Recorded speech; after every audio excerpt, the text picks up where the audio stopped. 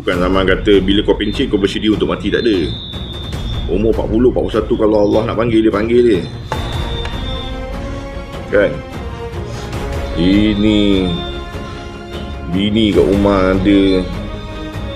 Oi, botak dah marah agak dulu. Tak, bukan marah. Kenyataan. Kalau marah, muka tak macam ni. Muka kat nak. Itu marah. Dia kenyataan dia, kenyataan.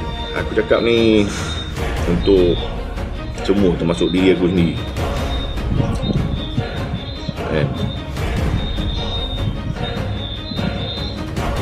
Zaman mudanya perangai, zaman mudanya perangai, kau tak payah bawa sampai tua. Tak payah bawa sampai tua. Ingat-ingat lah. Terima kasih Azil. Kau kat mana? Kau kerja ke Azil?